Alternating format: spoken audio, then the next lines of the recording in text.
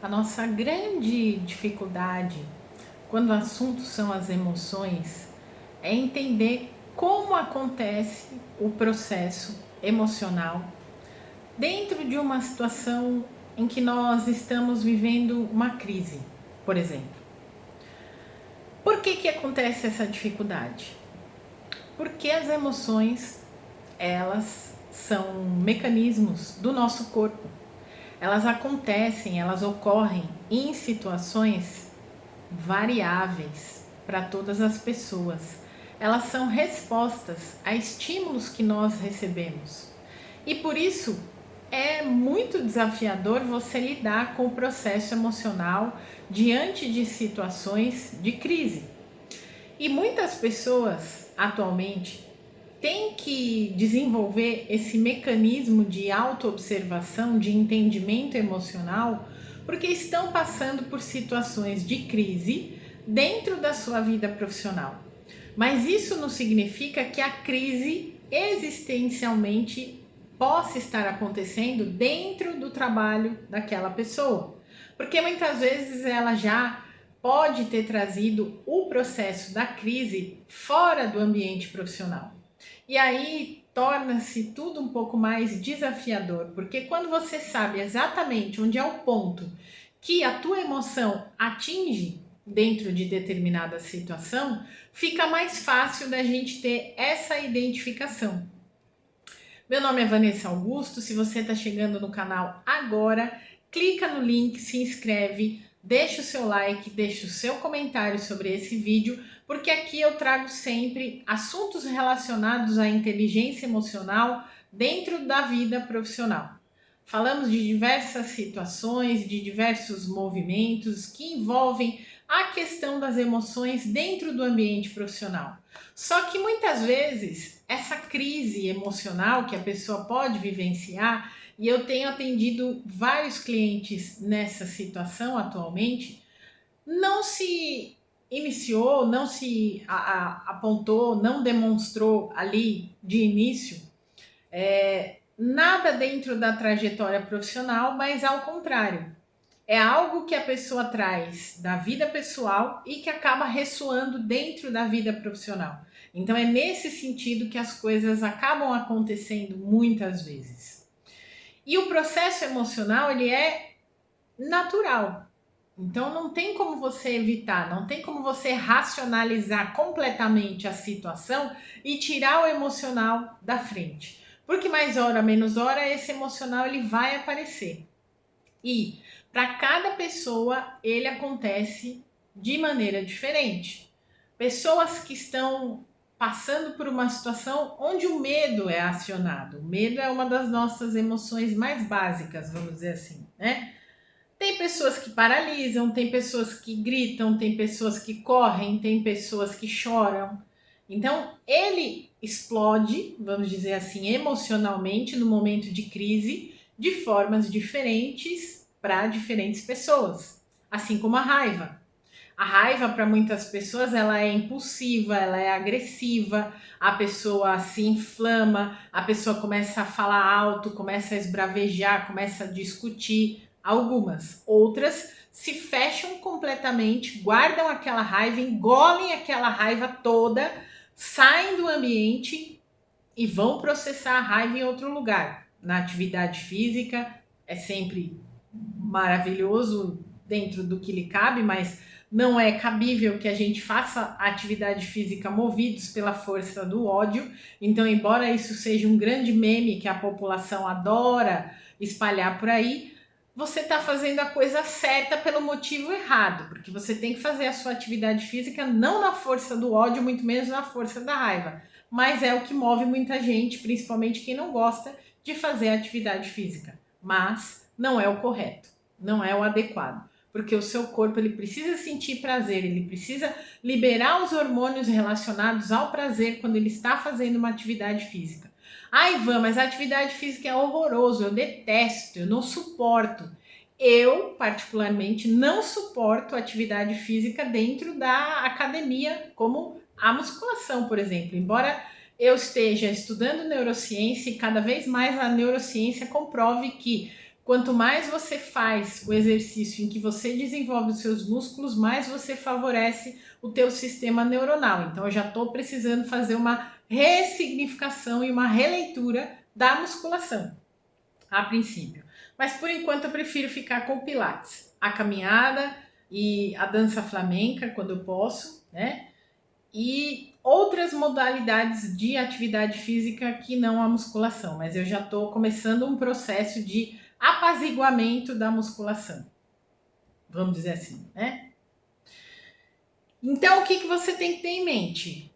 Quando você está falando de um processo de crise emocional, a crise muitas vezes dentro do ambiente profissional vai acontecer numa sala de reunião, a pessoa está dentro de uma sala de reunião e eclode um choro compulsivo que ela não sabe dizer de onde veio. Isso acontece, muito comum, inclusive acontecer. A pessoa tem que ter uma conversa ali, muitas vezes desafiadora, com o cliente, com o fornecedor, numa reunião específica, e ela passa por um transtorno de gagueira, um transtorno de soluço, um transtorno de tosse, enfim, acaba ficando prejudicada ali por conta da questão emocional que envolve a situação. Entre outros exemplos, a gente poderia citar vários aqui, né? Mas o que cabe à nossa reflexão é: o processo emocional de cada pessoa é individual. Não tem a emoção X dispara crises emocionais X da mesma forma. Não, isso não acontece. Porque cada pessoa reage ao estímulo emocional de forma diferente. Os estímulos emocionais, eles são movidos, assim como os nossos pensamentos, por uma conexão interna do nosso corpo, né? São estímulos cerebrais, são estímulos cardíacos, são estímulos intestinais. Todo o nosso corpo ele processa informações quando a gente recebe uma descarga emocional específica. Então, a depender de como o seu corpo vai processar essas informações, a reação ou a sua colocação diante da situação vai acontecer da forma X ou da forma Y, tá? Então, é você perceber como é essa conexão aí interna para você mensurar as suas dinâmicas emocionais. Mas, antes disso, é preciso que você conheça também, e é importante que você faça esse processo de autoconhecimento dos gatilhos emocionais. Esses gatilhos emocionais são as situações em que você percebe que aquela emoção X ou Y, a raiva, o medo, a tristeza, a alegria, são acionadas. Em quais situações você percebe que elas são acionadas? Eu nunca parei para pensar nisso. Então, esse é um ótimo momento para que você pare e pense sobre isso, porque vai começar a te trazer uma resposta da questão emocional com muito mais segurança, com muito mais efetividade. Você começa a perceber a maneira com que o seu corpo reage às situações, a maneira como você se posiciona a determinadas situações. É de uma maneira mais incisiva, mais impulsiva, mais reativa, ou é de uma maneira mais introspectiva, mais fechada, mais isolada? Como é que você faz esse processamento? E dentro desse processamento, o que é que essas emoções elas internalizam ainda? Porque muitas vezes a gente não se permite nem a conexão com essas emoções. Atualmente, eu já fui uma pessoa, voltando, né? Eu já fui uma pessoa bastante reativa na questão da raiva, por exemplo.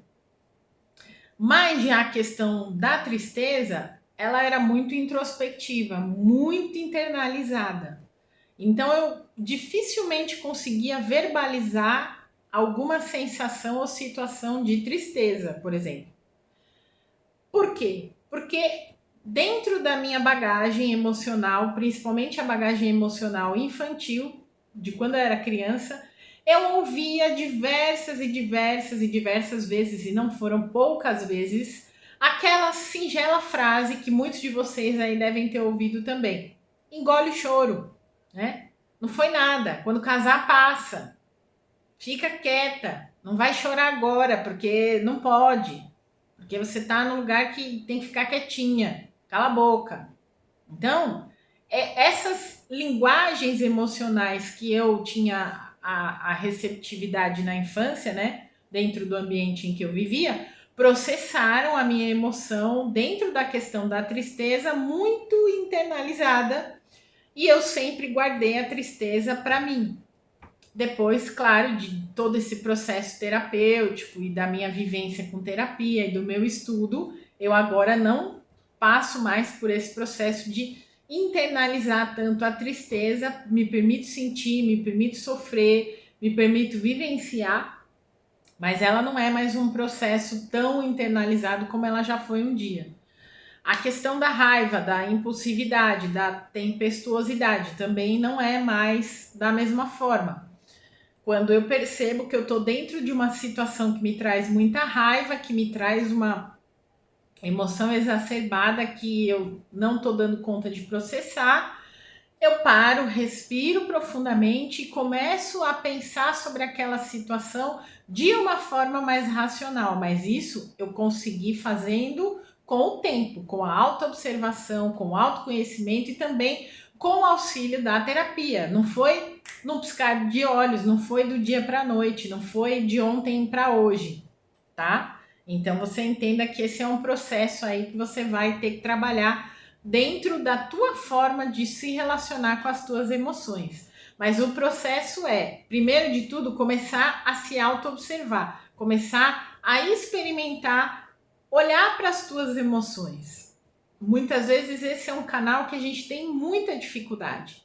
Van, eu estou no meio de uma discussão com a pessoa, você está falando para mim que eu tenho que parar de discutir e começar a pensar no que eu estou sentindo?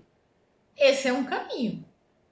Vai te custar muito esforço, porque no meio de uma discussão acalorada, dificilmente você vai ter essa consciência assim rápido. Mas agora que você está recebendo esse conteúdo, essa informação, pode ser que você pense duas vezes sobre isso. Isso diz muito a ver, por exemplo, com quando a gente traz a questão não só do relacionamento profissional, mas do relacionamento em si, a dinâmica das pessoas que gostam de provocar uma discussão com as outras. Pelos mínimos detalhes. Não sei se você já conviveu com pessoas assim. Elas não são muito difíceis de encontrar, mas são aquelas pessoas que têm uma determinada dinâmica de que elas gostam de cutucar a onça com a vara curta, trazendo bem o ditado, né, para ficar exemplificado. Elas gostam de ir até o ponto de cutucar a ferida da pessoa para trazer uma situação de desentendimento, de briga, de confusão. Ou aquela pessoa que quer provar por A mais B que ela tem razão naquela situação e que você está errado, e que você está falando besteira, e que você não sabe sobre o que você está falando. E quando você entra nessa disputa, porque você é instigado aquilo que a pessoa está te provocando, você cai nessa cilada e aí de repente vocês começam a discutir. Quando entra nessa dinâmica desse processo, muitas vezes a nossa criança interna ela é acionada. E quando ela é acionada, o adulto tira a razão ali de cena e ele coloca, né, deixa, vamos dizer assim, a criança ter a liberdade de conduzir aquela situação. Van, você está falando que toda pessoa que discute ela é imatura? Dependendo do que ela está discutindo, da forma como ela está colocando os pontos de vista, os argumentos dela e do que gerou a discussão da situação, estou dizendo isso sim, tá? Que tem muita imaturidade que envolve essa questão de sempre estar provocando uma briga, de sempre estar provocando uma discussão, principalmente se é dentro do ambiente de relacionamento afetivo. O teu cônjuge, a tua esposa, a tua namorada, teu namorado, é aquela pessoa que sempre gosta de cutucar você para tirar você do sério, para querer arrumar uma briga e uma discussão. Essa pessoa ela tem um comportamento extremamente imaturo. Ou porque ela não sabe muito bem argumentar. Segundo, ou porque ela tem feridas emocionais registradas da infância e levam ela a esse tipo de comportamento dentro das relações, ou seja, o padrão dela familiar, de pai, mãe, de vô e vó, de pessoas próximas ali da infância dela, era esse padrão de rispidez, de discussão, de briga. E hoje essa pessoa, quando se relaciona com outra, ela não sabe ver um ambiente pacífico, ela não sabe ter um ambiente de empatia, um ambiente de comunicação saudável, não violenta e leve, e ela leva muitas coisas para o ponto da discussão. Se você estiver desequilibrado emocionalmente, se você estiver nessa posição de imaturidade, facilmente vocês vão entrar em discussão. Isso no ambiente de relacionamento, mas tem pessoas que carregam isso para o ambiente da vida profissional também, tá? Então não é difícil a gente encontrar profissionais que também, dentro da atividade de trabalho, criem essas discussões, criem essas animosidades, tá? E como é que eu lido com essas pessoas, Van? Amadurecendo o teu viés de autoobservação e autopercepção. Porque quanto mais você tiver no teu grau de maturidade, menos a conversinha, a irritaçãozinha, a briguinha vai te afetar.